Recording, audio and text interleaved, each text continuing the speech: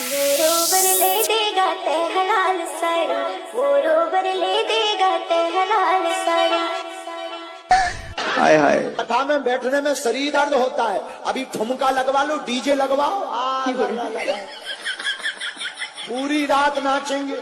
बरोबर ले देगा ते हलाल साड़ी, बरोबर ले देगा ते हलाल साड़ी।